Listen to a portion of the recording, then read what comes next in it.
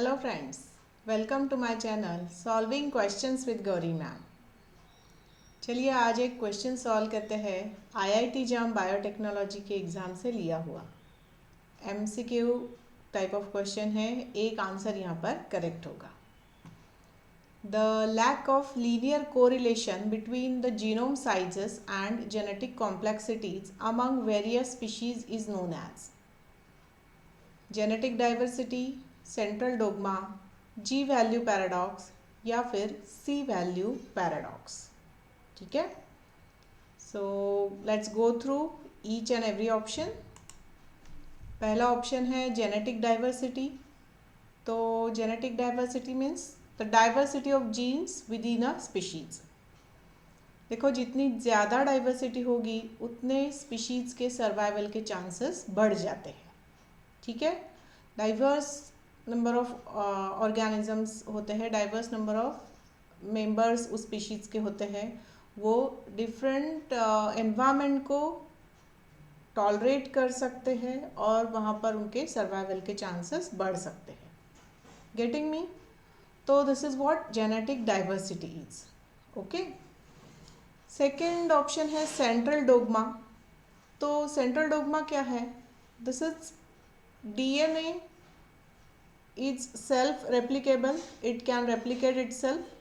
So DNA to DNA, DNA to RNA जिसे हम transcription कहते हैं, एंड RNA टू प्रोटीन जिसे हम ट्रांसलेशन कहते हैं, है ना। सो this is a central dogma. In some special cases RNA can replicate itself, this is also there। और RNA से DNA भी फॉर्म हो सकता है यूजिंग द रिवर्स ट्रांसक्रिप्शन, है ना। सो ये सब चीज़ें, ये जो थिंग है, this is the principle known as a central dogma of life. Are you getting me? DNA to RNA, RNA to protein, and DNA is self replicable. Okay, moving to third option.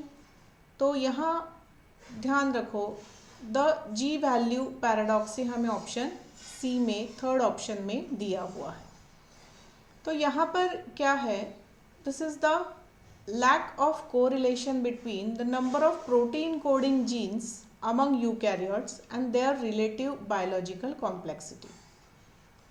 तो यहाँ पर paradox का मतलब क्या होता है? विरोधाभास।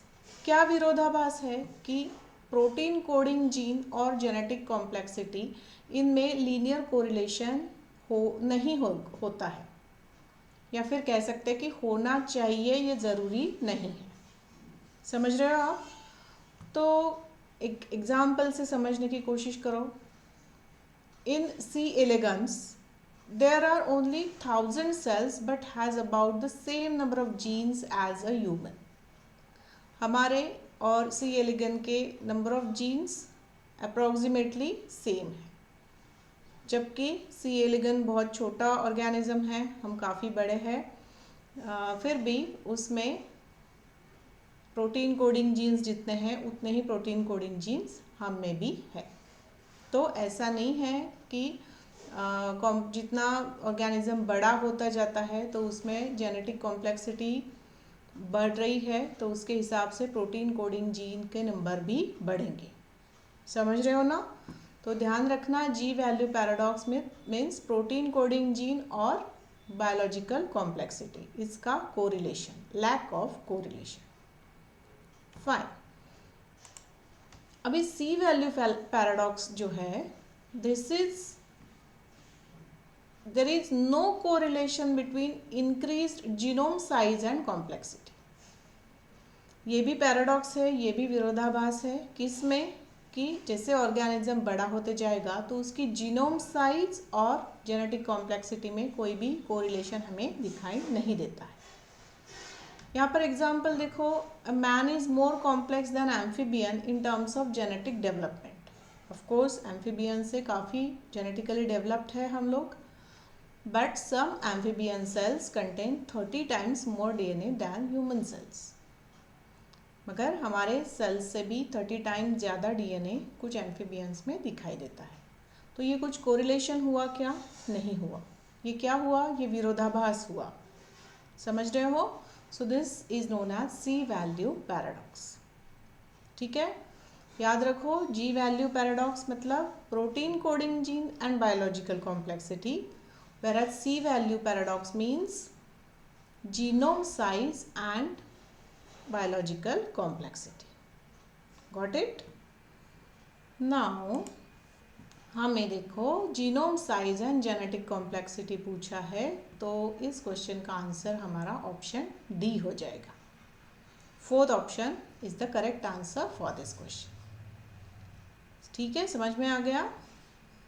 Okay, so with this I am concluding with today's videos देखते रहिए, क्वेश्चन सॉल्व करते रहिए, आपको ये एग्ज़ाम क्वालिफाई करनी ही है।